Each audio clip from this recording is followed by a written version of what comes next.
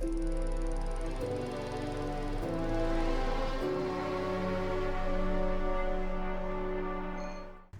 to the VIA Podcast, the 4,000 kilometre ultra cycling challenge across Europe where community meets competition. Here we talk about the fascinating people and their stories behind the events. I'm Ian, the founder and main organiser of VIA. We're still in England and today we're talking to Pete, our Broomwagon mechanic. Can you introduce your full name and how old or young are you? So I am Peter Alfano, or Pete to most people. Peter to my mum. Pete to me. Yeah, Peter to my mum. And I am 44. What's your middle name? Joseph. Peter Joseph. Yeah. Alfano. My dad did threaten to make it Jesus because my birthday, as Ian has discovered today, is Christmas Day. So he did threaten my mum that when he went off to register me, he'd make it Jesus. So tell us about your surname. My surname is Sicilian in origin. So my grandfather was a prisoner of war over here. And met my grandmother while he was a prisoner of war. She followed him back across Europe in 1946, end of 45, start of 1946. She moved from the Midlands of England to Sicily, never having eaten pasta, never having been abroad, got a passport, went on a train journey across war-torn Europe. For love. Wow. Wow. And moved in with my grandfather and his family, who were very poor Sicilian peasant farmers. Whereabouts in Sicily? A place called San Giuseppiato, which is near Palermo. Yeah, quite close to Corleone, the village famous from the Godfather movies. So you're possibly related to those famous Corleones. Well, I was introduced to some uncles. I guess the clarifying point here is that everybody you're vaguely tangentially related to is introduced to you as like an uncle or an aunt because they don't differentiate. Not a godfather. Yeah, no, never a godfather. But there were some people who'd had very nice apartments for very surprisingly small, what I would have assumed were poorly paid roles. But we don't question. So was your grandmother from Leicester? No, she was from where you live, by the way. I live in Leicester. But she was from the Midlands. A bit further down the road, so Northamptonshire rather than Leicestershire, but yeah. You and I met coincidentally when you were delivering some stuff from one of our former partners. Yes. And I then learned a lot about you. I learned that you were into frame building and bike mechanicking, and maybe some people, maybe quite a few people actually know that you do build high quality, rugged racing bikes, racing frames, and you also do bike building, and you also do bike fitting. So when did you start building frames? Can you tell us about that? Yeah, so I went to a place in Kent called Downland Cycles in 2018 to start learning to build frames. I'd been working my background's in higher education. I've been working in higher education for sort of 10 years at that point, and I was working 2 part-time roles. One came to an end, I had some free time, and so went to follow a passion, and that evolved into a frame building qualification. So I was down in Kent every other weekend for about a year or so, built 4 or 5 frames, did some exams, ended up with an MVQ in frame building, and also pursued one in cycle mechanics as well, so fully qualified bike mechanic. Part of the training within that was to do some bike fitting. So Sirota, which is a fairly famous bike fitting organisation and formerly a frame builders, they have a kind of a technique for bike fitting and an approach, and so I was trained in that way. I then opened a workshop in Leicester in 2019, just in time for the pandemic. Good timing. I've been to your workshop. Nice. And so I've had the workshop for 6 years or thereabouts now, and it's my love. Frame building particularly brings me real joy. I'm going to say this slightly tongue in cheek. Your bikes have been successful in some ultras. Apparently so. Yes, I've heard. Yeah. So I was, privileged enough to get to build one for you. We had a great conversation. It was. Around privilege was mine. Yeah. Around building a bike and coming up with some ideas for like a racy gravel bike, and built you a frame, a Reynolds steel frame that you then took to the Southern Divide Win and FKT. As well. FKT by more than 3.5 hours. I believe so. Yeah. And our friends. Yeah. Who we're going to talk about later. Another time. James Benson King. He was also there, envious of my frame. And, he came second to me. I did watch your dot on the map for that race, and then you got to the checkpoint and they made you wait. And I was like, why has he stopped? What's wrong? Oh, God, has the bike blown up? And turns out that no, they just made you wait. That was part of the rules, which I was aware of ahead of time. I think I arrived there at 6 o'clock in the morning. So just under 24 hours from leaving Land's End. And I wasn't allowed to leave until after 2 o'clock. Yeah. That afternoon. So I had to wait more, was it 2:30, something like that? More than 8 hours, More than wasn't it? just over eight hours. I had to wait. So, I as an organizer, I can appreciate rules and adherence to rules. So I knew up front, I had no sleep, I had toilet, shower, food, I stopped in a pub, waiting for the clock to start again, waiting for the organizer to catch up. JBK was somewhere, we rode a little bit, and I cracked on and lost him pretty soon. Thankfully lost him, And then lost him for another 3.5 hours after that. Seeing him at the finish, he was totally broken. He didn't say hugely complimentary things about the bike when I spoke to him about it, his bike for that event. But so that's another story. You've had a frame, and then Harry Johnson, yes, who is a VIA Chapter 1 and 2 rider. Didn't finish Chapter 1 due to saddle sores, a couple of issues. Rocked up at Chapter 1 on It's a paint-stripped bike. A paint-stripped Trek de Marne. Yeah. Rigid, very rigid, deep section wheels, really racy, full of the confidence of youth, and proceeded to get his butt kicked by the heat wave in Spain for 2 or 3 days. And his partner, his pair's partner, Matt Downey. Yeah, he did rip his legs off, didn't he? Pretty much, I think, for the first week. Just trying to follow him, trying to draft him. He was apparently always on the pedals, constantly pushing so hard. And then, the conclusion to that chapter was they said they would race against each other the next year. Yeah. So Matt actually finished Chapter 1, but scratched Chapter 2. And Harry scratched Chapter 1. And then we had a delightful conversation at the finish, at the party. We really enjoyed the celebration, and I discovered that he was a huge steel bike fan. So the triumphal celebration turned into a real bike geek discussion about steel frames, Graham Obrey, all these different things. And he got in touch not long after about a frame. And so between us, I built him a frame, which he then rode successfully to the completion of Chapter 2. Yeah, I do think that he's also said, both in public and directly to you and I, that he wouldn't change anything on that bike, and he was super comfortable, whereas other people were absolutely wrecked. Yeah. I think he'll be back at Chapter 3 with the same bike. That's the plan, as far as I'm aware at the moment. Is so that it'll be, that's testament to good comfort that your bike brought, especially in some of those tough, slow, very bumpy Italian roads. Yeah, I think that first week was first 3 or 4 days, real test for that bike.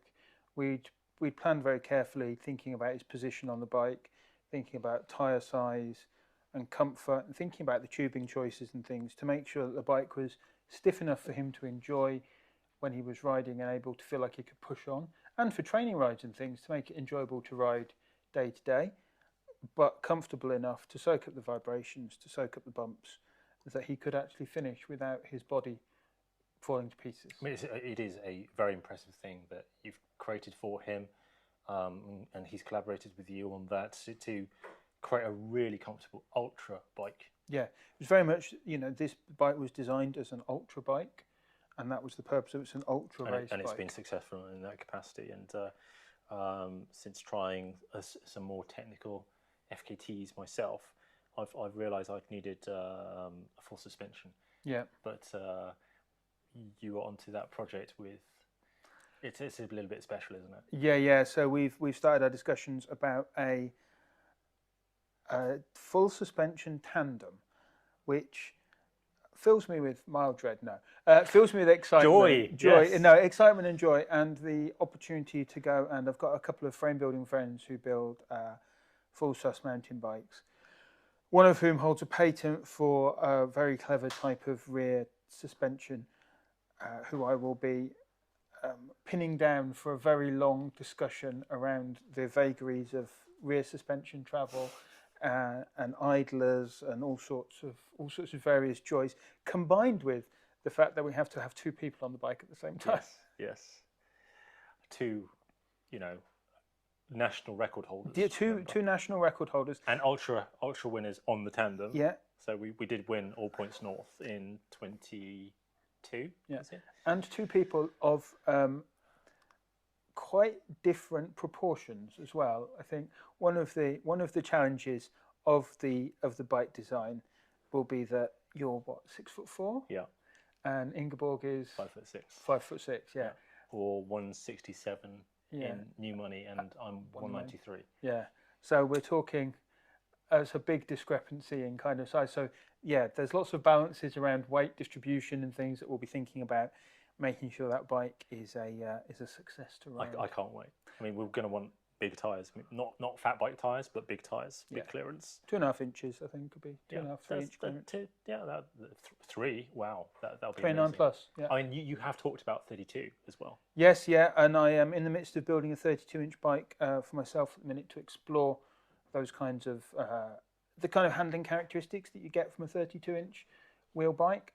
Having read some reviews and having a couple of friends who've ridden them fairly extensively. You've talked to some tyre manufacturers and wheel builders, yes, haven't you, so on the benefits of 32s. Yeah, so there lots of the tyre manufacturers and the wheel builders will tell you that the rims 32's got a better rollover, so you'll absorb the bumps more naturally. The same way as a jump from a 26 to a 29-inch mountain bike wheel, you're going over the bumps rather than kind of getting lost in them. Talking to people who I know who've ridden them fairly extensively, they're saying that feedback so far is that gravel, they feel that that's the kind of its natural home. Sort of cross-country gravel stuff, not super technical because with the wheel size you are at a slightly slower turn. So it's thinking about, we get into now thinking about head tube angles and fork rates to thinking about handling characteristics.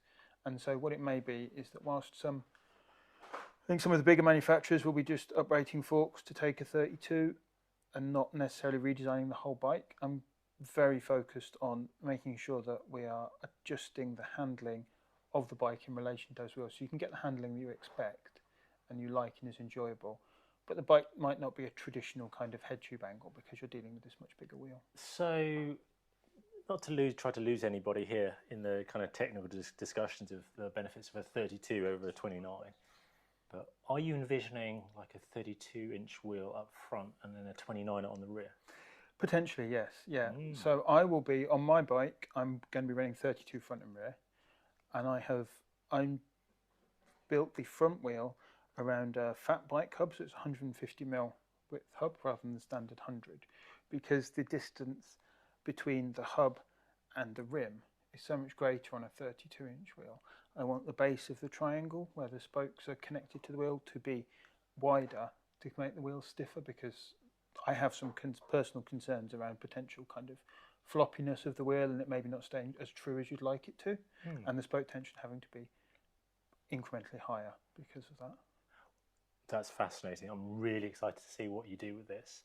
I'm just going to speculate that it may be many, many, many years, maybe even a decade, until we see a fat bike 32-inch.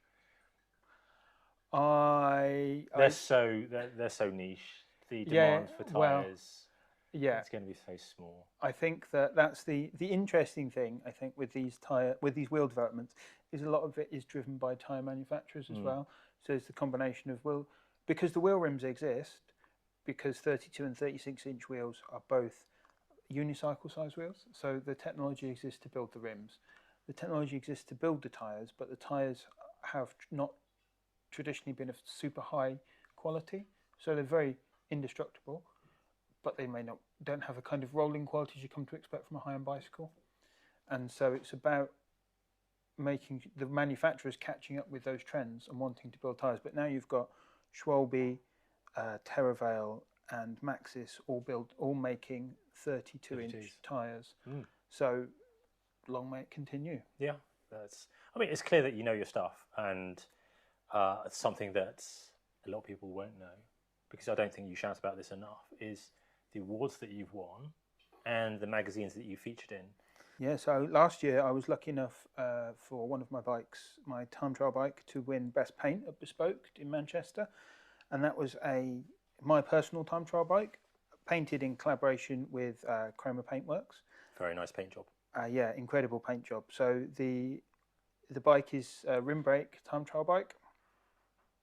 You do like rim brakes? I do like rim brakes. I do like rim brakes on a time trial bike because stopping is kind of incidental.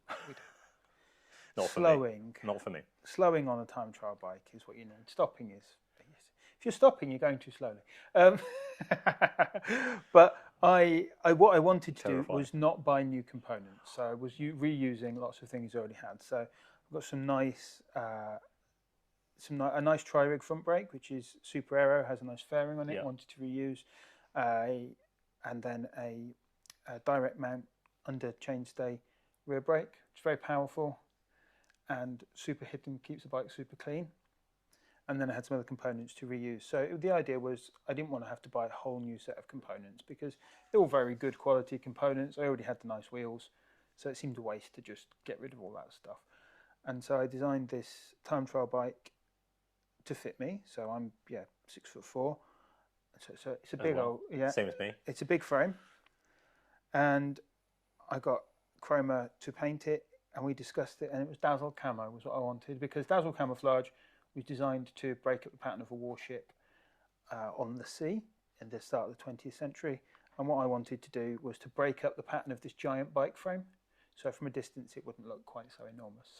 So much like a garden gate, as one of my friends kindly told me. And yeah, it won Best Paint at Bespoke, and that got in Cyclist magazine, and it even made the Radavist website, which, if anyone knows and listeners know the Radavist, it's very much a bike packing and mountain bike, gravel bike focused magazine. And John from the Radavist was so taken with it and the paint job that he photographed it, and it made their bikes of Bespoke. So for the TT bike to make it into a kind of gravel and off-road aficionados website, I couldn't think of a higher compliment, really. Yeah, those are high compliments indeed. So bikepacking.com, Radavist, the Bespoke, and Cyclist twice. Yes, I've been Cyclist twice. So my stainless steel, I've got a Reynolds 953 stainless steel road bike that's completely bare, just polished, filed silver fillets, brush tubing. That made the magazine as well. So not only do your bikes look great, but they also win awards and they win races. And win races, hopefully. Yes, that's the plan. Yeah, that's the aim. That's what we want.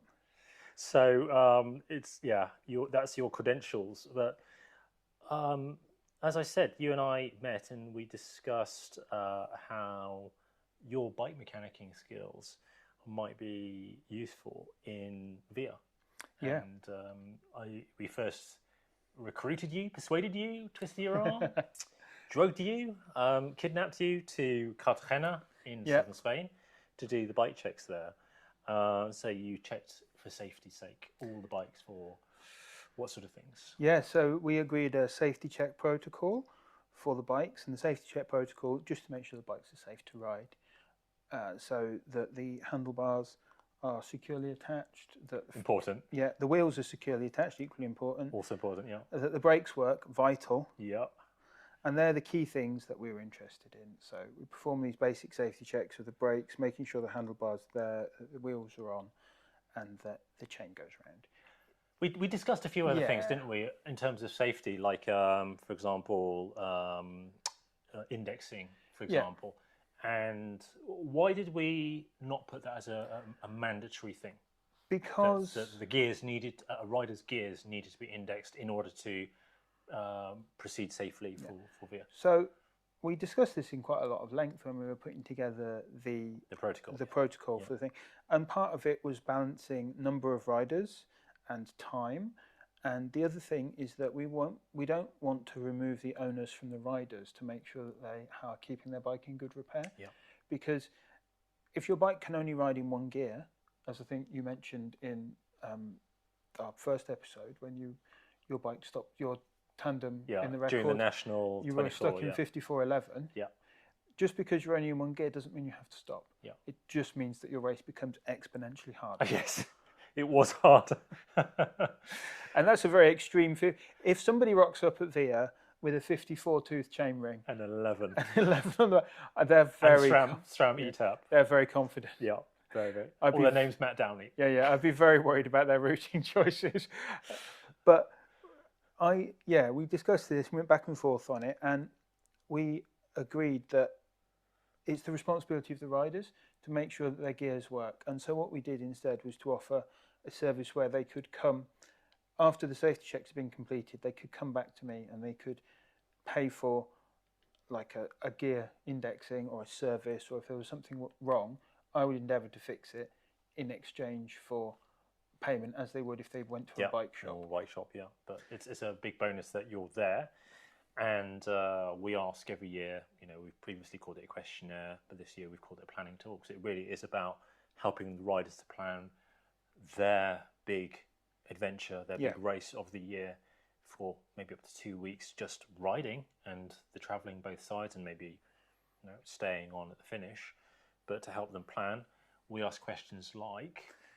Yeah, so we're interested. Transmission. What group set do you run? What tyres are you running? What kind of brakes are you running? What brands things are, because it helps work out what spares we want to take, and also if I need to brush up on any new tech that people might have. You love tech. I do love tech. And you love to learn, and that's great. Absolutely. And by asking these people what, and figuring out what spares that we need to take, that's not something that any other event does in my knowledge. As kind as lots of organisers are, they don't go to this level of asking how many gears you have, Shimano SRAM, other brakes, Hydro, what brand brakes do you have? Yeah. And so you've done all sorts. You've done Hope, you've done Shimano SRAM, but there was one brake type which had you stumped. Very much stumped. Well, nearly it wasn't stumped. actually. Yeah. Let's just preface that with, it wasn't actually your fault that it couldn't be fixed. So can you tell us about that story? So in chapter 1, the route Cartagena to the south of Italy, Puglia, to Puglia, we had one particularly monumental climb, I think, amongst many, but I think the highest point in the race, Col di Nivelle. I was in Torino at Refuge 2. I received a call. So there were 2 route options. You could either cycle up the Nivelle and on the road and do an out and back. So essentially cycle to the top, turn around and descended. Or there was a hiker bike / gravelly parkour that I think some people managed to ride quite a lot of and carried the bike for some bits. Other people pushed for more. But a ride had come that way and got to top and was about to descend and realised their brakes weren't working. And obviously you cannot... Thankfully, they made the sensible decision to not attempt to descend what I reckon is a solid 45-minute drive from the bottom of it to the top of the Nivelle. I think it's maybe something like a 40k descent. Yeah, it's very long, very windy, and at the bottom, extremely fast descent. So the first... Yeah, there are some steep ramps. Yeah. I think in tunnels, which suddenly will drop you down or kick up. Yeah. If you're climbing up that way, but yes. Yeah, extreme. You could really pick up a lot of speed very, very quickly on that. And so he'd got to the top, swung his leg over his bike and discovered his brakes weren't working. And he was running a wheel top group set, I believe. No. Or was it? That was Harry Johnson. Yeah. He was running L2. L2, yes. I do apologise to Will Top. So he was running an L2 group set, which I'd never come across before. But we had asked the question, Yeah. and he had answered. And I think before the race even started, you and I agreed it'll be interesting to see if this guy gets through this race. It was a real baptism of fire for a previously untested group set. And I think had he ridden, I'd have felt more confident. We'd have agreed we'd have been more confident if he'd done previous ultras with it, because it was the first ultra with that group set. We were sceptical as to whether it would be it would hold out for the entire thing. It turns out the shifting was fine. The brakes, however, were less fine. And having got to the top, I think he'd been suffering from some brake fade in the previous days, and so I met him at the top. He'd waited for about, I think, probably a solid hour and a half, maybe 2 hours for me to get there. The drive from Torino, very short on the map, very high vertically. Yes. From sea level essentially to the top of the Nivelle. I think it's 2,600 metres, something like that. The weather was glorious. It was sunny, and here's a photo. Yeah, there was a stupendous photo. Of here's Pete in his apron with his bike stand out, and you can see fixing the rider in question's bike at the top of the Nivelle. It is probably the most picturesque place I will ever repair a bike, I think. It was genuine. Try to repair. Yeah, try to repair a bike. Oh, one brake working. Yes. The other one was sadly a failure. To your credit, you managed to fix half of the brakes. Yeah, it was a... but what happened with the other brake? So the other brake... Was it front or rear? It was front. Front, oof. Yeah, so this was part of the other problem, was that we got the back working and bled, that was fine. The front, by like the third bleed, was sort of improving, but the way the bleed valve screwed into the port on the brake block was particularly fragile, and as I was screwing it in, something broke, and so it was impossible to bleed the brake. So he was left, unfortunately, with no fluid in the front brake, and you absolutely cannot. Well, you can't really ride safe. If you're going to pick one brake, you pick the front. You cannot descend safely on just a rear brake. So I think you can't descend safely at that sort of no. that sort of distance and that much descent on one brake either. No. I think that's the thing. Had it been a gentle, he could have maybe ridden into. Had he been at the bottom and there were a few gentle descents, you may say, okay, we'll take it slow. You can ride into Torino, find a bike shop, you can buy a new front brake. But it wasn't. It wasn't to be, unfortunately. And so that resulted in a phone call between you and the rider, and then me giving him, the saddest man in the world at that moment in time, a lift down the mountain to the refuge. It's a shame because he was going very well. He was doing really well. But I think since then he's become a good friend of ours, both ours. And I saw him just the other day. I had dinner with him in London.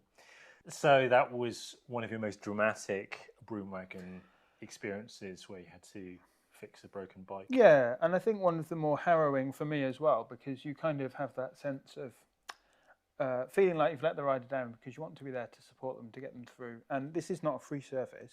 We're not shepherding them through. Essentially, offer a mobile bike mechanic support. So they're paying for these things, and you want to. They're paying for, I think, the fix, but they're not paying for you to drive across 4,000 kilometres or more. Yeah. That's a different part of my role within that, and so I think that comes nicely onto the other thing, which is the real draw for me, was the opportunity to be there to help other people complete an ultra race, and to but in a, not just in an organisational way, but in a providing support and offering opportunity to people who may not otherwise have the opportunity to complete these ultras. Yeah, and in chapter 1, the brief was to look after some, we would say, more risky riders. Yeah, I mean, in terms of vulnerability, in terms of their ability, their confidence, their anxieties, that sort of thing. Not to denigrate them at all, because just to turn up to the start line is a huge brave step, that they're putting themselves out there. They're looking to push their limits. but we'd also promised to look after at least a few riders. Yeah. So can you just mention the circumstances of some of those riders? Yeah, so these riders are people who are facing challenges that a lot of us don't normally face in day-to-day life. So Wayne Harrod is a lower leg amputee, I believe, world record holder. He is world hour record holder. Oh, former, sorry, yes. hour record holder, yeah. So Invictus Games, yeah. yeah. GB rider, yeah. So you're not talking about somebody who's new to bike riding. You're not talking about someone who is vastly inexperienced. You're talking about somebody who requires a different type of support to enable them to compete in this kind of thing. And so for Wayne to ride his bike, Wayne has a cycling leg, which has a cleat on the bottom of it. Made of carbon. Carbon leg. Prosthetic carbon prosthetic with a cleat on the bottom that allows him to ride his bike as anyone else would. He also then has a walking leg with a trainer, with a foot attached so you can fit a shoe to. I was tasked with carrying that leg in the back of the Broomwagon for 2.5 weeks, which always made me chuckle when I came to unpack the cart for something, or you go to the supermarket to buy some food and you come back, you'd open the boot and there's just a leg sat on the top of the parcel shelf, and they're not cheap. So I was very, very careful with it. So it lived a very privileged life on the chair, either on top of the parcel shelf or on the rear seat. And so you take it out and you could stand it up next to the car while you're doing stuff. And it was always like I was paranoid about driving off and leaving it behind. I'm sorry, Wayne, I've not got your leg. You took your role very responsibly. I did. Very, very seriously. Yeah. And I was there for him. I think a lot of it was as well for him knowing where I was. So there was a conversation every day where he'd just kind of check in with me to find out where I am. Because without the leg, he loses a lot of mobility when he's off the bike. So he wasn't using it every day, but it was the knowledge that it was there, should he need it or should he need to scratch, that I would be very close to him or within easy range of him to be able to offer that assistance. And it turned out that when he did scratch, having made it 1,500-1,600 yeah, very close across the length of Spain, very close to the refuge, right outside the refuge, the first refuge in Le Béziers, the Pyrenees, having been through a heat wave of 42 plus degrees, and ridden further, I think, than he had done before. Oh yes, that was the furthest he's ever ridden. Yeah, and suffering with. I think there's a photograph of him sat at the side of the road. James Robertson took some photographs and some video. Truly, the man had turned himself inside out. Yeah. Like, I've rarely seen somebody quite so empty at the end of an event. His residual limb, his or stump, as you call it, El Stumpy, as he calls it, it was raw sore. Yeah, and required a lot of cleaning and care, and was causing him a huge amount of discomfort. So he did really well to go that far, and he even came back the following year. Yeah, he did astonishingly well, and he learnt a lot from the experience as well. And we learnt a lot from the experience about kind of providing that sort of support.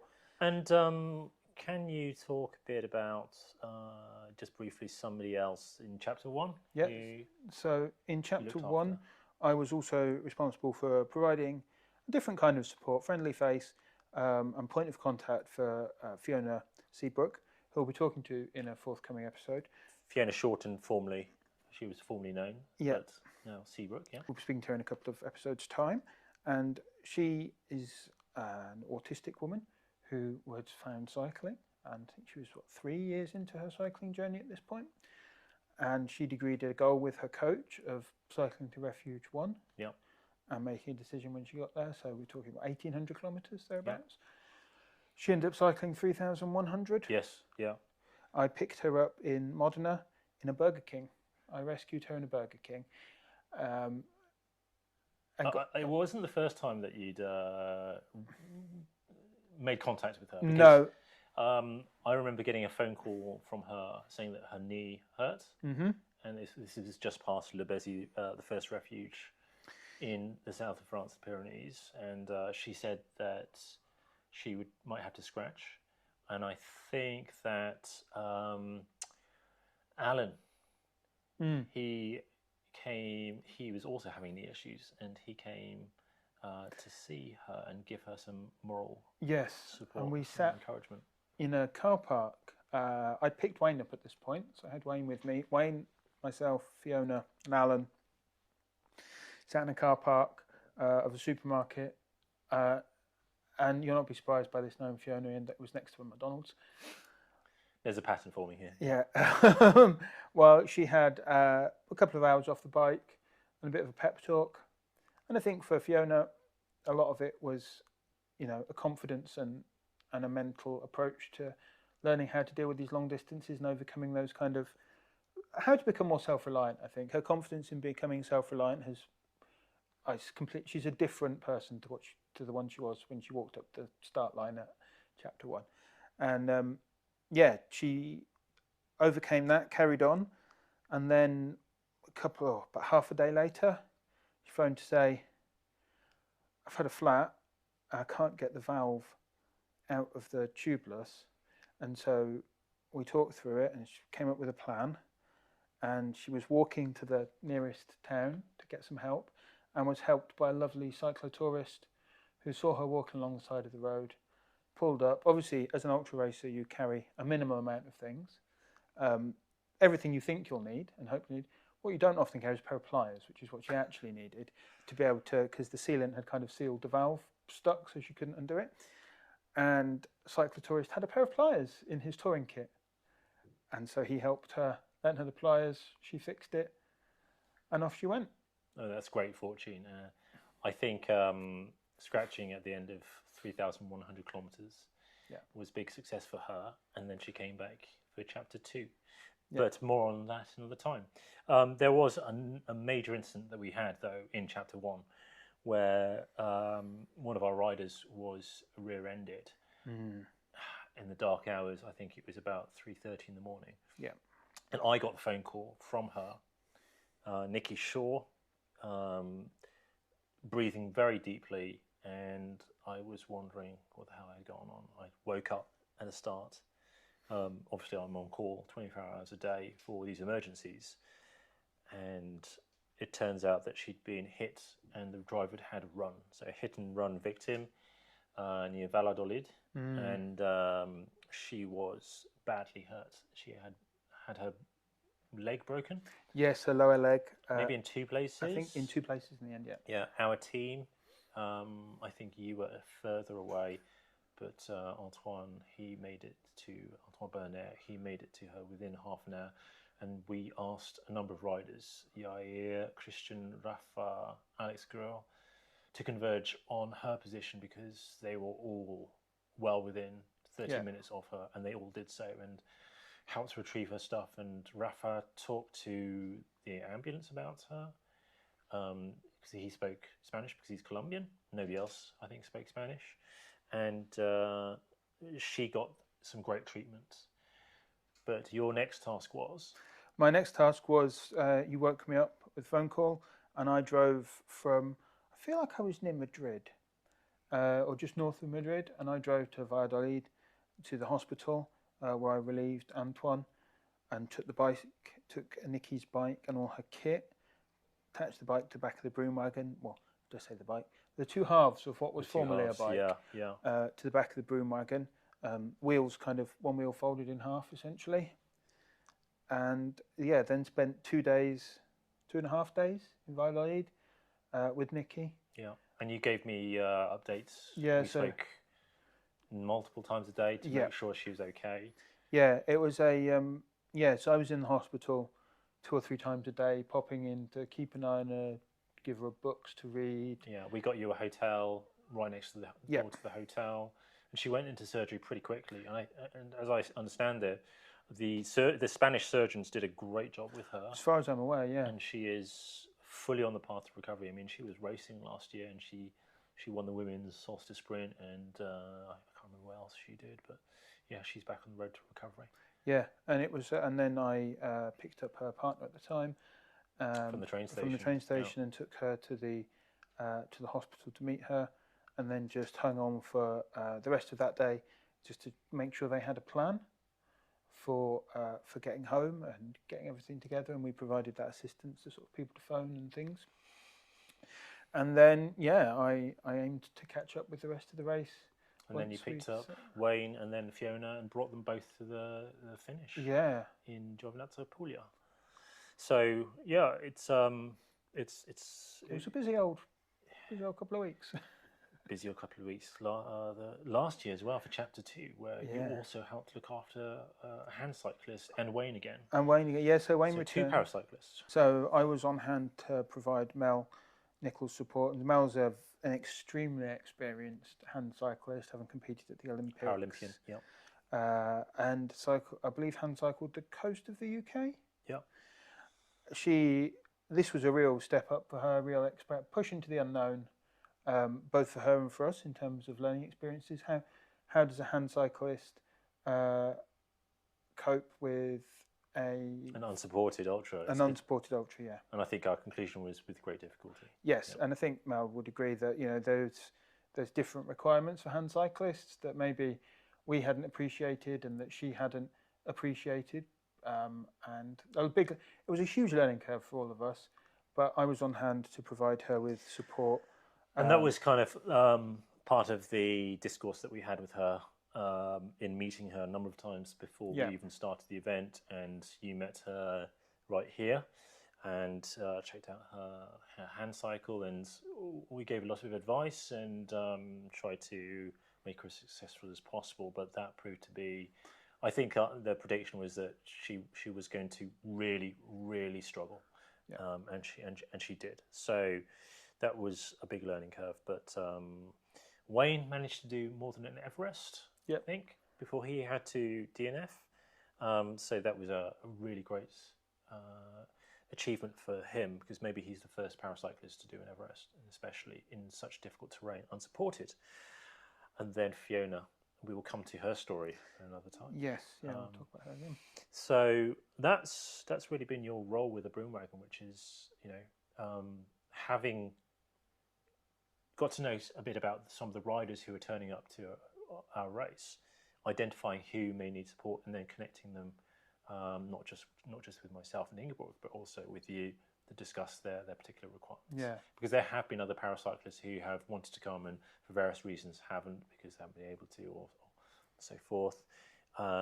It's really, I think it's dear to both of us, all of us within the team, to not just look after them, but also make them feel cared for. Yeah, and I think we've talked a lot about, and we always talk about community within VIA, and that's one of our chief drivers, is building this ultracycling community, and anything we can do to welcome new people into the community, to increase opportunities to participate in the community, and help people find their way to take part in ultracycling is something I'm hugely proud to be part of. And I think that we touched on Mel, and it didn't go according to plan or as well as we'd hoped or she'd hoped, but that's not to say it's excluded her from the community. I think what we've learned is that it requires a different approach, and there's been a lot of learning within that. And the same for Wayne. You look at what Wayne learned between Chapter 1 and Chapter 2 about approach for managing his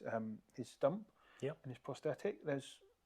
It's a constant learning curve, and all of our able-bodied riders learn every year as well. And it's just about making sure that we're making an equitable opportunity for everybody, regardless. We try our hardest with very limited budget and very few people, and with very little sleep. It should be a little competition. Who gets the least sleep? I think you or me? I reckon it's you, to be honest, because I only have to worry about the back of the race. They don't move so quickly, so my race to get ahead of them is not quite so fast. Whereas I think you occasionally have those days where you're like, well, if I don't stop driving, they'll be there before I am. Yeah, we have been in situations where we were racing Adam, Bruno, whoever to the next refuge or the finish, just to make sure that we're ahead of them and we can actually open that location for them. And there's somebody there for them to greet them. I'm not actually sure how I survived, but I do. How do you survive the rigours of the Broomwagon? Coffee. Lots of coffee. Well, the bonus would be in Italy. Cheap, very good quality coffee. Excellent coffee and food. And food, yeah. Music, while I'm in the Broomwagon on my own. This year, for Chapter 2, I was lucky enough to have a photographer with me. James Robertson for quite a lot of the journey. Great guy, yeah. You two got on really well. Yeah. Like a House on Fire, yeah. Yeah, and we had Elias. had Elias with us. Elias Idaham, so he was also photographing. For the second half of the thing. You picked him up in Innsbruck? Yeah, just before, Verona. Verona, yeah. Verona, you picked him up, yeah.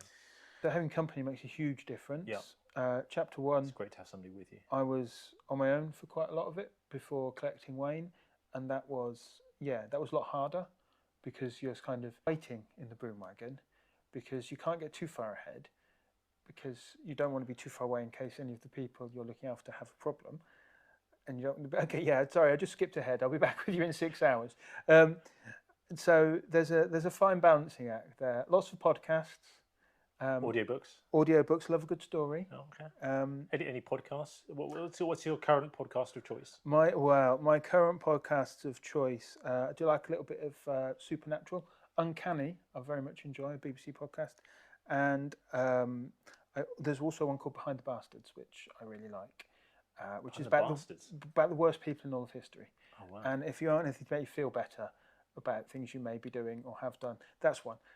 It's great. Yeah, I really enjoyed that. Who's top of the list of the bastards? Oh, well, it varies. There's some excellent early 20th century sort of hokum snake oil salesmen who get up there really well, who sell like black salve that supposedly cures cancer and then subsequently kills thousands of people. Or L. Ron Hubbard. There's like he did like an 8-part series on L. Ron Hubbard. Hugely enjoyed. 8-part series. Oh, it's amazing. It's genuine. The father of Scientology. Yes, genuinely incredible. I highly recommend it. It's probably a solid 9 hours, maybe 10 hours of like stories of a biography of L. Ron Hubbard essentially. Okay. And that is hilarious and terrifying at the same time. I can definitely recommend this audiobook I'm listening to. It's engrossing. It's so engrossing that it had me rather upset when Ingeborg was listening to it, and I couldn't actually speak to her for more than a day. But now I'm listening to it. It's fascinating. It's about a spy, a double agent in the KGB called Gordievsky. Okay. Oleg Gordievsky. Yeah, I think you can find them both Audible and Spotify. I'm listening to on Audible. So yeah, it's the first audiobook I've started listening to. Yeah, and it's really good. They're great for a long drive in the car. Oh, perfect. Amazing. Perfect. Like and for driving slowly across Europe, or for when you're taking stuff to Norway. Audiobook, way forward. Yes. Well, I've got a long drive to Norway with some of our possessions. All those things: coffee, music, audiobooks, food, podcasts, food, company, especially, help you to survive the rigors of the Broomwagon. And in your time, both in the Broomwagon, I'm particularly interested in the Broomwagon, but just in mechanicking in general. Can you tell us a bit about the most nightmarish bikes and bike setups that you've seen? I think that my least favourite bicycle to service or repair, hands down, is a well-used Brompton. Because Bromptons are an incredible piece of kit that will run forever until it breaks. The problem is that no Brompton riders service their Bromptons because they're a tool. So you unfold it, you ride to the train station, you fold it back up, get on the train, get off the train, unfold it, and she just does that, 10 times a week for 52 weeks a year, come rain or shine, snow, salt, whatever, and eventually it all just corrodes, and because everything wears together, it all wears out. And when one thing breaks, everything needs replacing. I once had a customer phone me, said, guy whose other bike had fit, he said, oh, can you have a look at my Brompton? It's been a bit weird. It feels a bit wobbly. I rode it from Leicester to Rugby to the train station. It's about 25 miles. About halfway through the ride, it started to get a bit wobbly. What do you mean wobbly? He said, well, the back end felt like it was like this. One of the chainstays had snapped on the ride, and he'd taken it to London, because obviously he was on his way to work, so he needed to. Took it to London, rode it from the train station to his office, left it in the office for the week and was staying in London, and came back with it. Thankfully got his partner to pick him up at the train station, didn't ride it back, brought it in, and he'd snapped clean through when it had rusted through, where a bit of damage had been on the paint and salt and things had accumulated. And steel or aluminium? Steel, yeah, and rusted through and just snapped out of old age. Wow. And but he carried on riding it, he had done 25 miles on a single chainstay. It's a testament to the build quality. The build quality or the lack of power, maybe. Yeah, well, possibly. But yes, Brompton parts. I'm not sure it would have survived 25 miles with me. No, Brompton parts are also expensive, and so yeah, when you need everything replacing, could you just fix this because my brake cable is broken? Can turn into like, well, you need a new caliper because this one's rusted, closed, and it's a Brompton specific one. Yeah, Brompton specific cranks or so on and so forth. Lots of proprietary parts. Sounds horrendous to me. And expensive. Yeah, expensive, horrendous. Yes. How about your worst VIA bike that you've seen?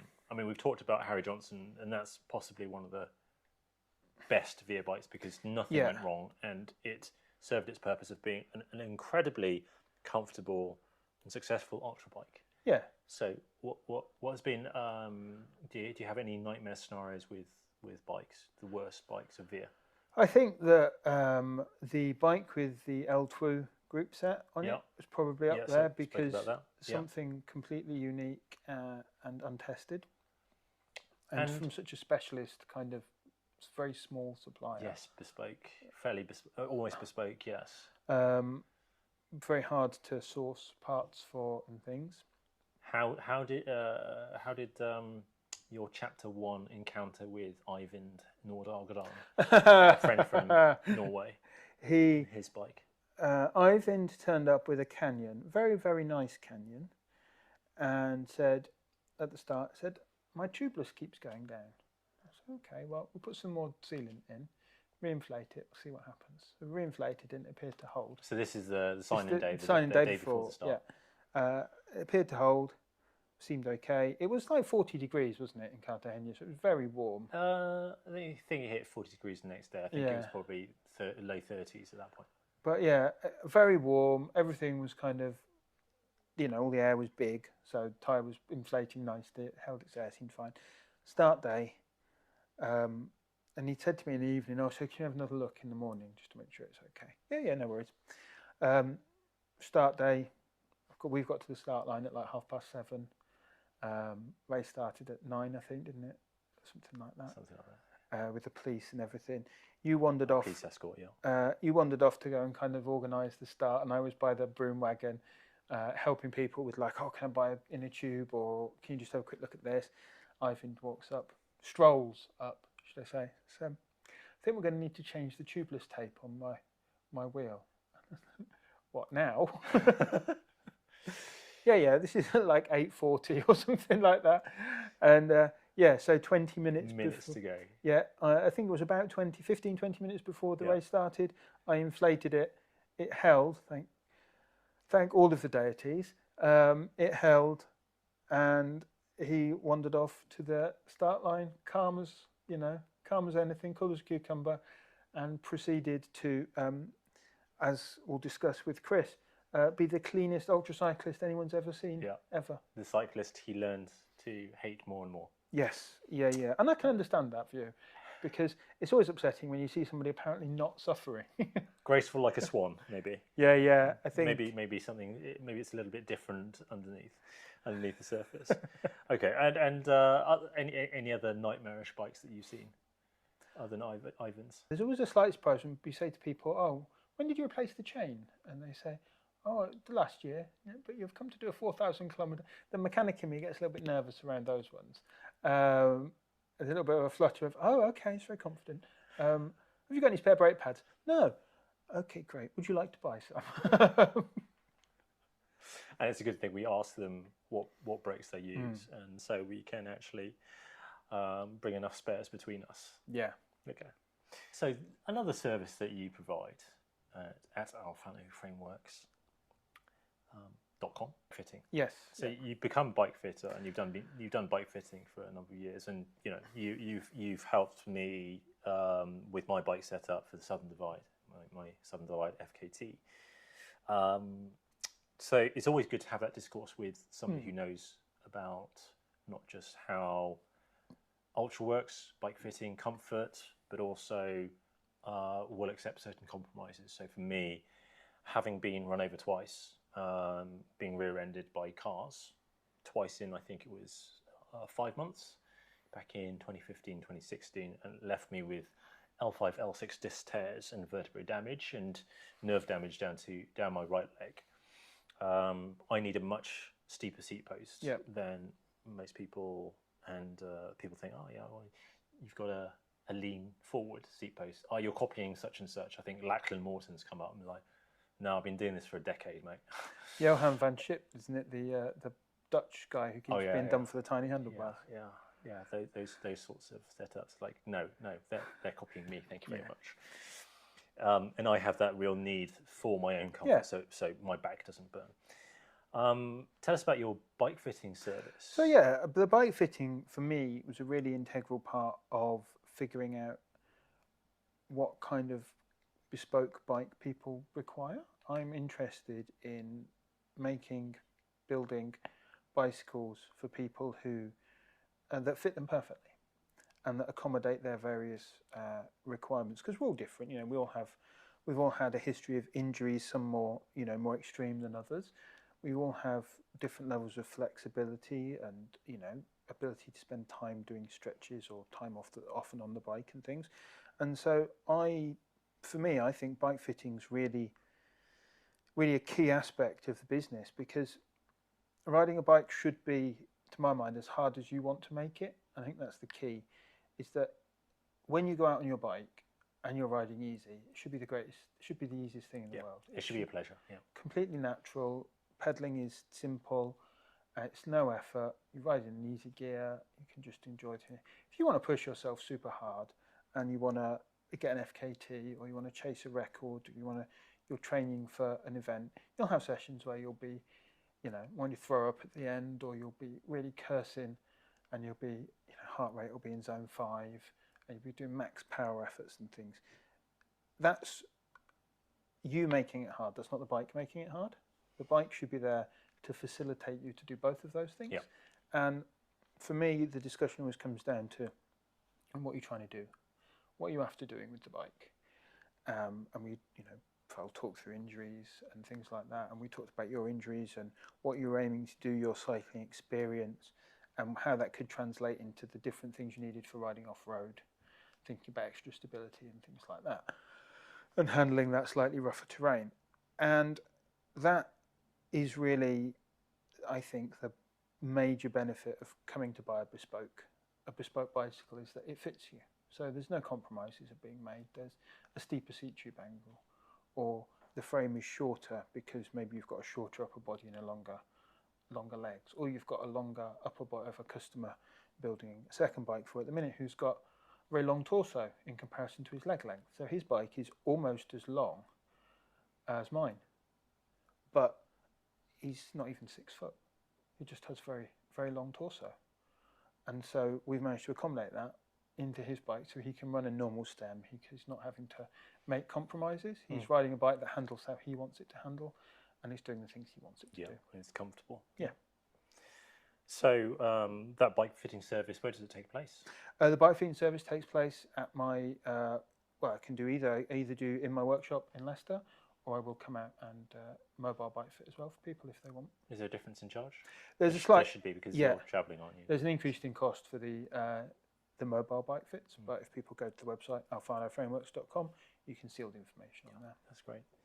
I mean, not just talking about bike fitting, but in general, the whole frame building thing for the Southern Divide for me. During VIA, you and I talk a lot, over the last 2 years and for the trilogy for the 3 years now.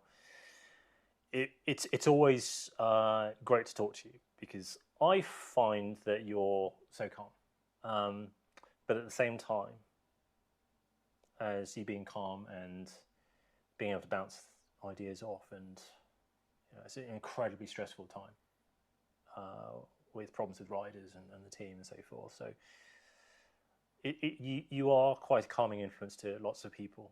I'm not sure about Eivind and how much he was calm and you were calm, but you got the job done, and maybe both of you were quite calm. But I know there are some really, really anxious times for you.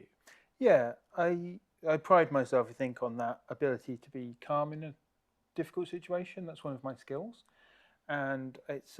you could say professional. Yeah, professional, calm. I can take a step back from a situation and assess it and listen to incoming information, incoming comments and ideas, and process those and give a response and give a considered opinion. I value my ability to be able to take that time to give, to give you a considered opinion. And I think that's what we, when we have those difficult conversations, when we're having issues with riders or routes and things, it's about providing a sounding board and a kind of considered opinion. And I've been told that by a few people, that I provide a really calming presence, and I'm a reassuring presence for them when stuff gets difficult. But yeah, for me, I'm always mildly surprised because for the last, I said I was going to say a decade, but it's been longer than that. So since about 2012, I was first diagnosed with depression and anxiety. And initially I managed that through exercise and some counselling. But after counselling finished, I was managing my anxiety and depression with a frankly terrifying amount of exercise. I was training kind of 12 hours plus a week, racing, time trials, triathlons, really kind of throwing myself into a thing that provided me with the opportunity to switch my brain off. That's what it was, really. I think it was enjoyable and I liked competing, but I liked it because I didn't have to think, so it was kind of quietened my brain. Well, following the pandemic in 2022, I got long COVID, and so I haven't really returned to riding my bike in any way that I would consider to be comparable to how much I was riding pre then. So it's been We always compare ourselves against our previous best selves. I think that's the biggest challenge for me is that, I think if you're a competitive person, you constantly want to grow, don't you? Think you want constant development? I expect to see constant improvement because that's what happened before. Yep. But I'm a different person to that person now, and coming to those terms with those things has been tricky. And working with you and in VIA and taking part in Dr. Sarah Ruggin's Le Joggle record has really given me an opportunity to become involved in cycling in a way that I hadn't really considered before. I suppose it's giving me the opportunity to find that joy again in those ultra distance efforts that I am not currently in a position to be able to compete in. Yeah, physically. Yeah. And it's great to talk about mental health issues. I mean, I know sometimes you struggle, and but generally speaking, I think people would find it hard to believe. I mean, you're a father of three daughters. Yeah, and just like me. I think that's you work hard, don't you, as a dad, to want to be the best at to show them the best examples of things and how to approach stuff, and that's always when things are hard to talk about, that's especially difficult, and that's always a challenge. But I try and be open and honest with them about those things, and also encouraging them, I think, to be more open and honest about their feelings and things than I was. And that's I think for me, that's the real key, is that developing that trusted and kind of communicative environment is what I aim to bring them up in. And I think that's what we do. We encourage our riders to do that, don't we? I think that's one of the big things about VIA for me, and the reason I am involved and will continue to be involved is that the value of the individual within the community, and it's that community support to help the individual succeed. Yeah, so hopefully, having spoken quite in some detail and some depth about you, people will see just how we value riders and how the Broomwagon got started in the first place to support lots of riders who feel vulnerable, who feel anxious, and the kind of support that you've given over the last 2 years and will continue to give this year in Chapter 3. Not just with paracyclists, but also with Nikki having been rear-ended in Spain, and with Fiona, who we'll talk to in an episode coming soon. I think the Broomwagon is, as James Robertson, the photographer, said, it's almost like the culmination of all things VIA, that we really do care. And absolutely. That's our standout aspect of our event that you won't find in other events. No, and I think that is that should be a point of pride for us, and is a point of pride for us as an organisation, that Absolutely. we're doing a thing to expand the community. We're not just in this for, well, we're certainly not in this for money. No, definitely not, no. But we're not in it to have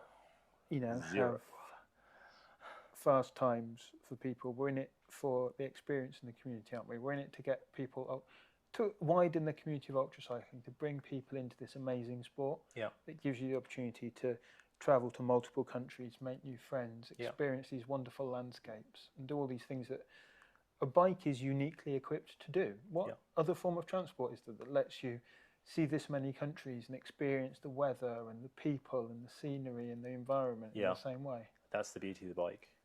So it's been great talking to you again, as always. We hope that you've enjoyed this conversation, and we will be talking to more team members and more riders in subsequent episodes.